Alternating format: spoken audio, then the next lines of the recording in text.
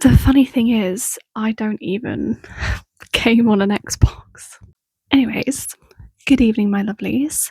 I hope you are doing well. Welcome to another reading vlog. If you haven't done so already, get yourself a nice warm cup of tea, hot chocolate, coffee, maybe, depending what time of day it is. Let's just be snug, let's just be cozy. Let's get excited for autumn. I know I'm jumping the gun a little bit here, but we are coming to the end of August, which means to me we're coming to the end of summer, and I'm definitely getting the summer and beginning of autumn vibes. It's currently 10 o'clock at night, and usually I'm asleep right now, but I kind of have a little bit of energy, and I thought I would talk to you about my current reads now. If you watched the end of my last vlog, you would have seen that I have picked Fathomfolk by Eliza Chan as my next read. I've literally only read the first chapter, which is 10 pages. Yeah, so barely made a dent in this book. I'm already intrigued. We already have established the power dynamics between the Fathomfolk and the humans. That's kind of already been established. We've obviously met our main character. She has just gotten her promotion as the head of guard, chief of guard. She's like become top dog, but she is half siren, so there's already a little bit of around that, and we've already had a little bit of conflict between some Fathomfolk and the humans / her. You know, she's half human, half siren, so she's never really been accepted or belonged by either species. I've already been thrown a bit of a curveball, I can't lie. There's a character that we've met that I wasn't expecting. Another book that I really wanted to talk about is I'm reading on my tablet. Guess who has a tablet now? I say that as if I haven't had this the whole time. I've just rediscovered it. But a very dear friend of mine is currently writing their, I was going to say first novel. It's not their first story, but I think it's their first novel, like full-length novel. I could be correct. I will have to double check that. But it is a fantasy, right up my alley. And they have very graciously sent me the first 29 chapters. I mean, this is very much the first draft, beginning stages, and I have already read, I think, the first 10 chapters, if I'm remembering correctly, but I've asked them to resend it to me so I can read it on the tablet, so it's a bigger screen, and when it's not 10 o'clock at night and my brain isn't frazzled, I will tell you more about it. And I'm not just saying this because they're a dear friend of mine, but I have paid money to read certain books that I DNF'd and have genuinely questioned why they're sat on a bookstore shelf. But my friends writing, they are so good, they are so talented, and I'm really excited to start from the beginning and read their work again. And I will give you a bit of, well, I need to double check with them what they're happy for me to share. So I need to do that first, but hopefully I'll be able to give you a bit of information about what it's about, more than just it's a fantasy. If I'm remembering correctly, I also believe it's part of a duology that they're writing, which is super exciting. What I am thinking of doing now is I'm going to put my headphones on. I have found this East Asian fantasy playlist on Spotify that I think is going to be perfect for while I read Fathomfolk. So I'm going to play that, drink my hot chocolate, chill for a little bit before going to bed. As you saw, kind of, I don't know if my camera picked her up, there is a cat on the bed. She's looking very cute. But yeah, those are the books I think I'll probably be reading in this vlog. We've got ourselves another cozy slow reader diaries. What can I say? So yeah, I'm gonna get snug, I'm gonna get cozy, and I'm going to read for a little bit. So just a quick reading update. I've just read the second chapter of Fathomfolk, and I just want to say I am kind of hating the fact that I just assumed this was going to be a romance. Yeah, I assumed that our two main characters, Mira and Nami, were going to be romantic characters, and I thought for some reason that Nami was a male character. Nami is not male, Nami is female, and now that I'm looking at the cover, it's now like obvious to me that on the cover we have our two main characters. We've got, I'll put like a bigger version here, but I now understand that this is Nami on the left hand side and this is Mira on the right hand side.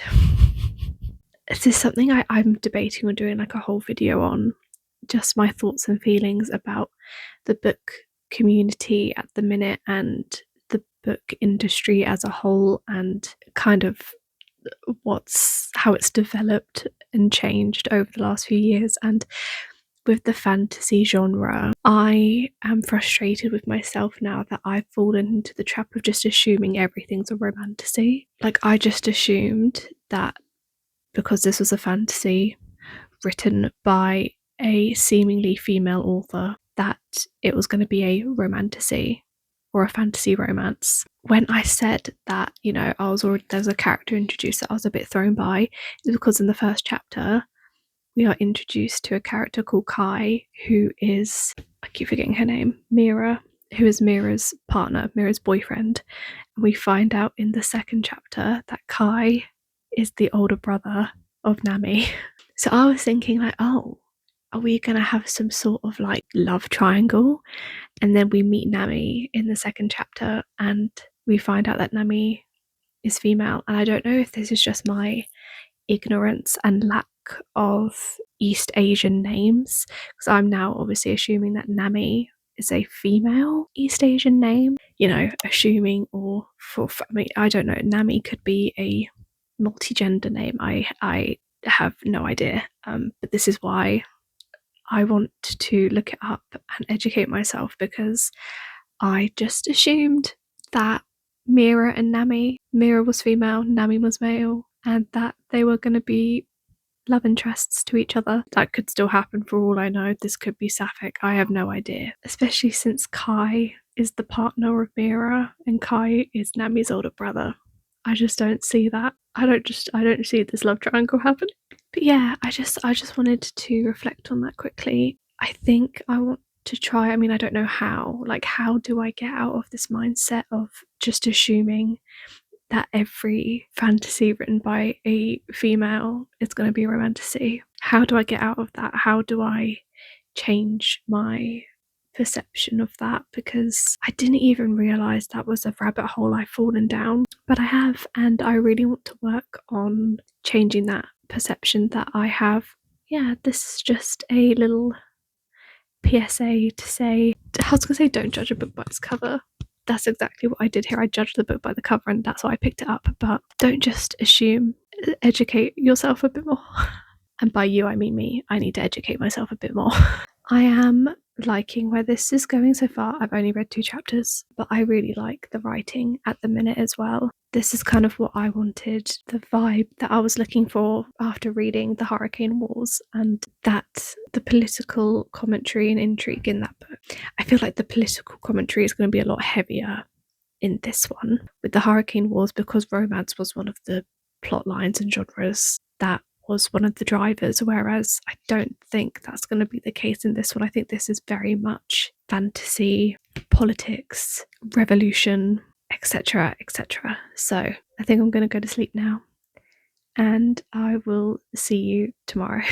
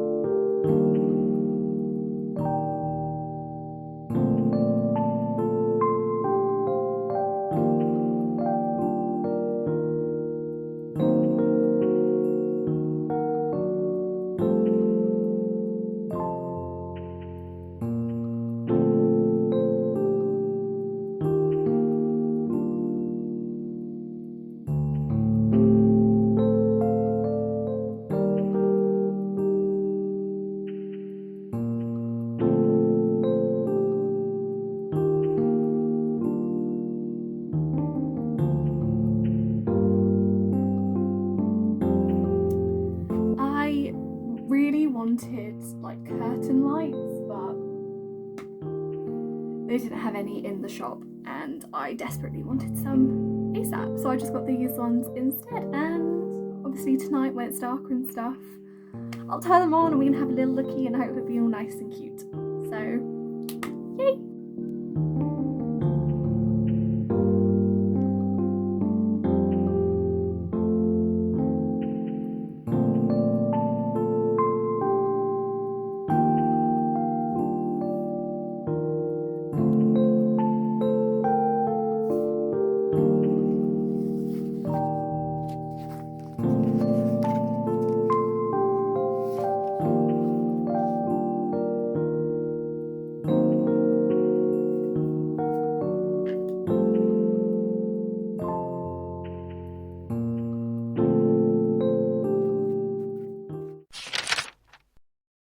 Hello, Russell.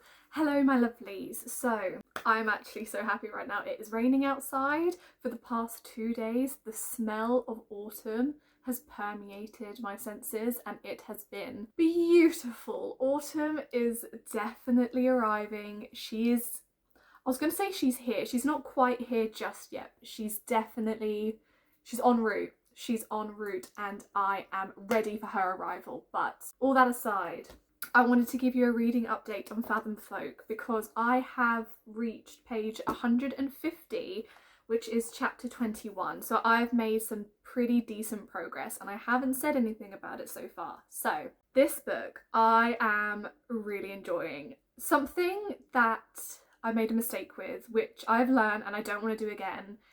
I looked at the rating on Goodreads and I saw kind of the first top review and it wasn't like a brilliant review, and when I first started reading this I just had that review stuck in my head, and I like to think it hasn't influenced my enjoyment of it so far, but it definitely impacted it at the start.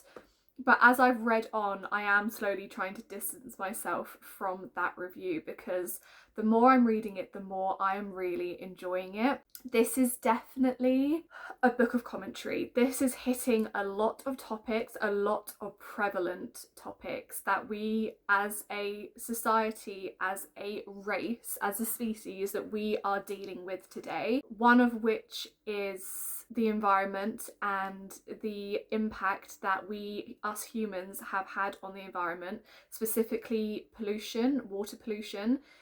That is something that is very near and dear to my heart. I have recently joined a water pollution charity and I'm starting to do work with them. I live on the south coast. I've grown up by the water. It is something that is a very dear and important matter to me, and it's clearly very much an important matter to Eliza Chan. It is a theme that is very much woven throughout this story so far, and it is a very big driver of the other very prominent and important discussion and matter that is happening in this book and in our world today, which is the matter of immigration, capitalism, the way that immigrants are treated by politicians, by the political parties, by those in charge, and by the people, the general public, the general people. It's a very, very, very strong message. It's basically the driving plot of this book. I haven't done yet, but I am quite intrigued by the author's, I guess, heritage and her background, because the passion that I am getting through this writing, it is clearly such an important matter to the author. This is clearly something that resonates really strongly with her, and it's a message she really wants to drive. She really wants to be part of this discussion, and she very much wants to highlight, I'm guessing, her personal thoughts on it. It's to a point where, like, I'm reading this book and obviously it's still very much, it's a fantasy still. This political debate portrayed in a fantasy realm of marine mythical creatures versus humans. It's obvious who the humans represent in, or who the humans in this book are representing in our day-to-day world, and who the marine mythical creatures represent in our day-to-day world. You know, this book isn't subtle. There isn't any subtlety to the political message that Chan wants to send. And the first 150 pages definitely side with one side of the parties, but the chapter that I just read,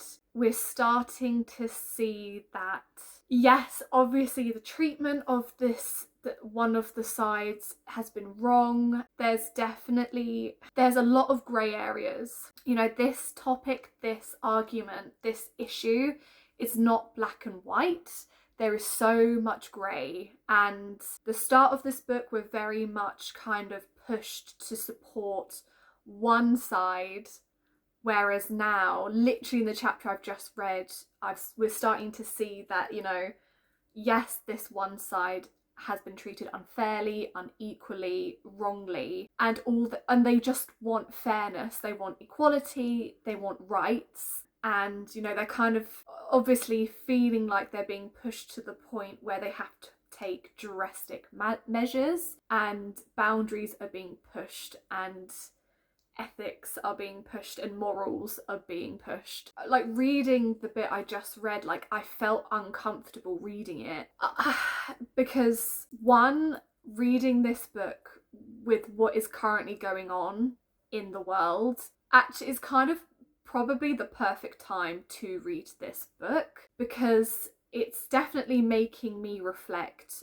on my awareness of this topic and my, not viewpoint per se, but I very much am realizing that I should actively probably be more aware and a bit more educated on what is happening, especially someone who, I am extremely lucky, extremely privileged to live the life that I live and to have the life that I have. And yeah, this book is definitely making me think, making me more aware in a way that is comfortable with me. And what I mean by that, as in, like, when you see things on the news and you see things on social media, it can get a lot. It can feel very, very negative and like bombardment of just pain and suffering. And it can get too much, it can get overwhelming. And some people,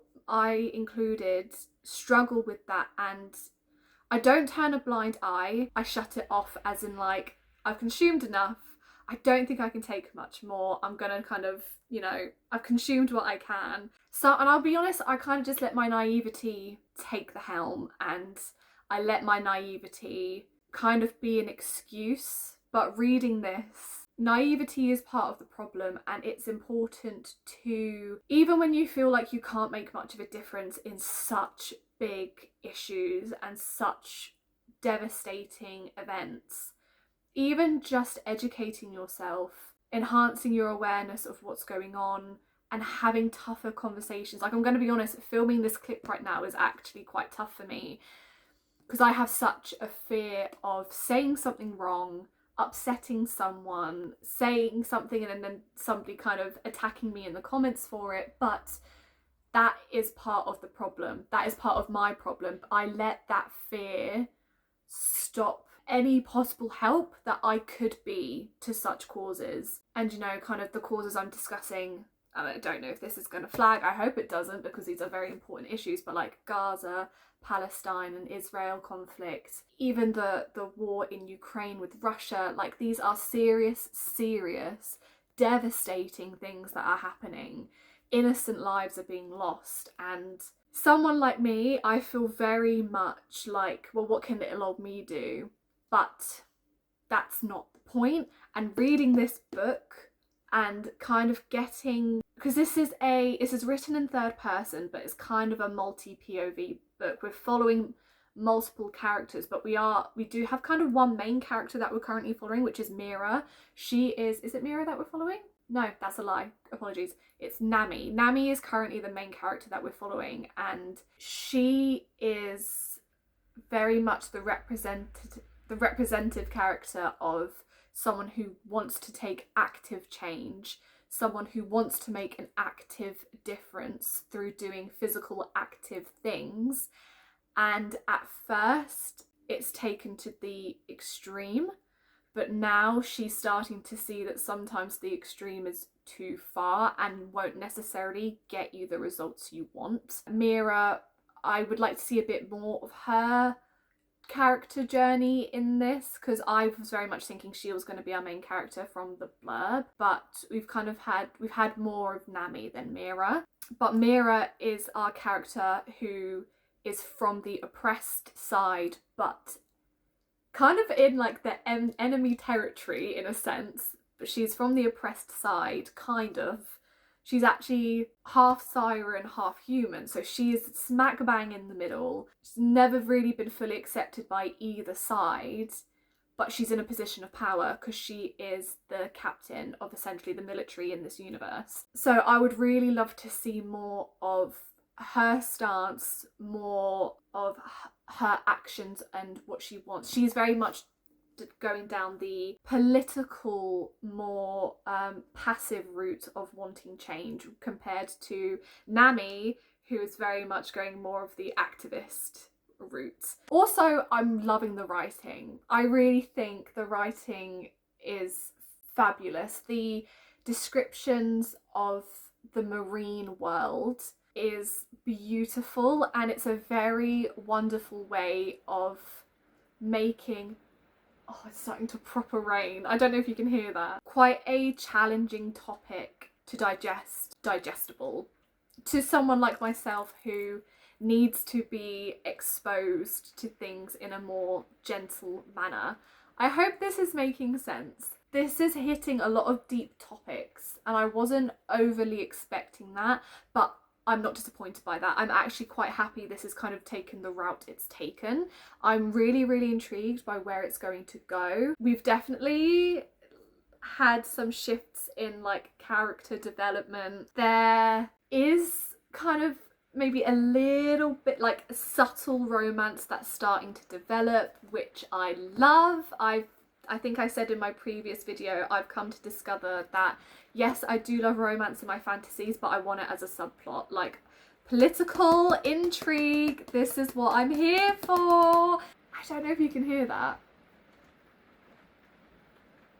I am intrigued to see where it's going to go. Fathomfolk. It's taken me by a pleasant surprise, I must say. But that was my update with Fathomfolk so far. The rain. I love the rain. Hang on.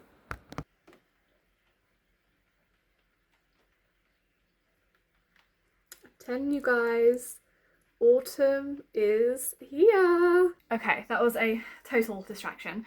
But yeah, that was Hoover. That was my current reading update. I need to make a move now because I have got work today, but I will be back when I've got another update for you, or when I've got something I think worth sharing is to share. What? Okay, anyways, I need to go, but I'll see you in a little bit. Listen, it's happened, and I love it. Total coincidence that it's happened at the same time as Heather McClary. But do I feel a little bit cooler now that I also have bangs and she also has bangs? Yes, I do. I just wanted to quickly show this to you. Now let's talk about Fathomfolk, because I have in fact finished it. Okay, so as I just said, Fathomfolk by Eliza Chan. It is done. I have finished it. Let's discuss. My overall rating is 3.5 stars. I did really enjoy this book. It definitely hit a lot of political commentary in many, many aspects. And honestly, like after finishing it this morning, I was reading some of the reviews, and this book doesn't have the best reviews, which I am a little surprised at, because I really didn't think, like, I don't think it's a bad book in the slightest. I don't think the writing is bad at all. A lot of the reviews were saying it felt like it needed to go through another round of editing. No book is perfect in my eyes. Like, every round of edits I think is necessary. And to an extent, I can see why people felt that way. The last, I would say, third of the book really ramps up, really picks up, and like hooked me. And I now very much want to read the second / final book in this duology. I am very much intrigued to see where this is going to go. The first 3/4 of the book, obviously with a fantasy, I feel like the start of a fantasy tends to be quite slow because you've got a lot of world building, character development. We're establishing a lot in a fantasy, especially if we're in a fantasy with a completely made up world and magic system. Now, this isn't necessarily like completely new and made up. You know, mythical creatures like sirens and sea witches and things, that's not brand new. Like Eliza Chan didn't make that up. And the idea of water weaving, so like controlling water as a form of magic, again, it's not new, but it's still stuff that needs to be established. One of the comments that I saw in a review was the fact that we do switch POVs in this book. This is a multiple POV book, really around 3 characters, 2 of which are Mira and Nami. I would agree with what this review said. I feel like if you're going to do... I mean, I say that, I'm pretty sure one of my favourite series of all time, The Lunar Chronicles, is also multiple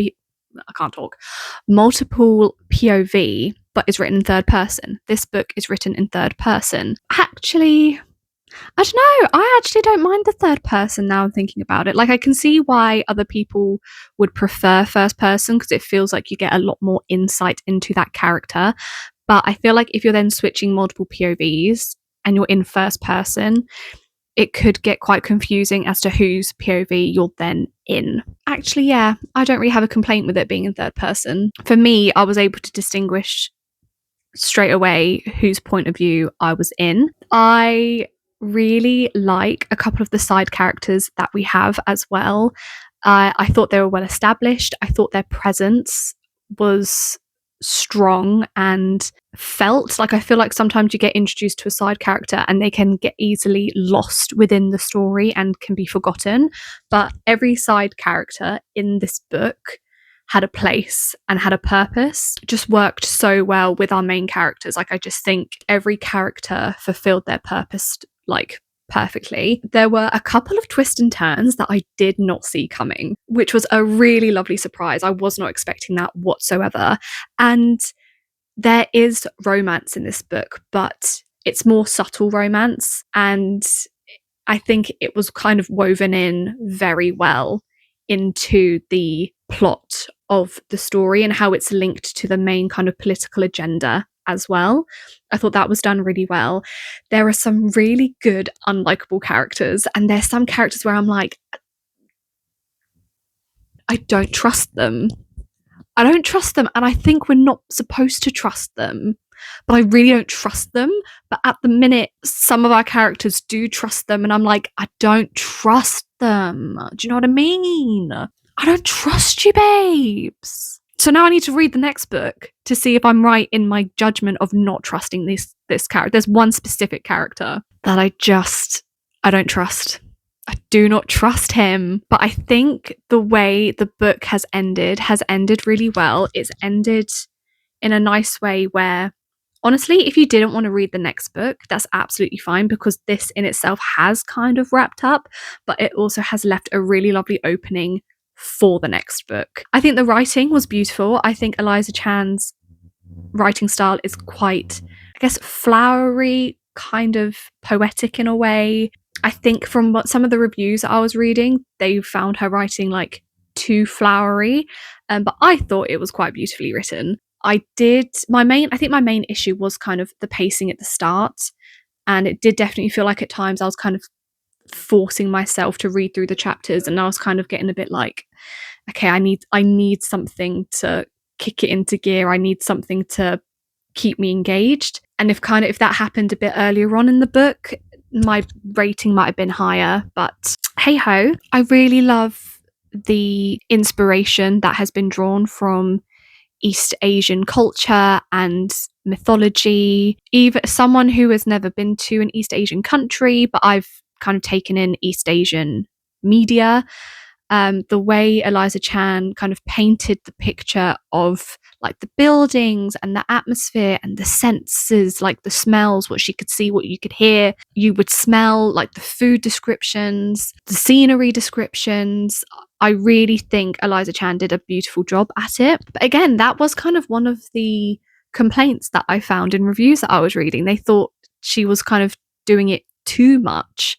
But for me, it really set the scene. I don't know. I feel like if you're going to pick up this book, please don't look at the reviews first. Like, if you're intrigued by it, just pick it up and read it and judge it for yourself. I don't know, because a lot of the reviews that I was seeing that were more on the negative side were when it was first published at the start of last year. I don't know. I don't know if this book has gone through another round of edits since then, but I really didn't see like horrendous faults with it when it came to like the writing style and stuff. For me, it was more of like the pacing. It did drag and it was slow at times, and there were moments where I felt a bit like, okay, I need to read, but I'm feeling a bit like ugh to pick it up. But then the last quarter of the book, last third of the book, just ramped up massively. I did genuinely really enjoy this book, and I would recommend it. I would recommend this book 100%. I think it's a very hard-hitting book. It has a lot of important messages, especially with the current climate that we're in. It's definitely made me more aware of a lot of important issues that I know I touched upon previously in the vlog. I think this is a really good book, actually. So I would recommend it. Okay, my lovelies, I am going to wrap up this vlog here. Thank you so much for joining me. I really, really appreciate it. I really hope you enjoyed this vlog. And I just want to say, I hope you're ready for some autumn content, because there is some autumn content coming your way and I'm so excited about it. So excited about it. If you've made it this far into the video, comment the black cat emoji, because I've got a bit of a black cat on my mug and Gizmo is around here somewhere. And I hope you're having a lovely start to your September, a lovely start to your autumn season. Let me know in the comments below what books you plan to read this September. And I really hope to see you in the next one. Bye!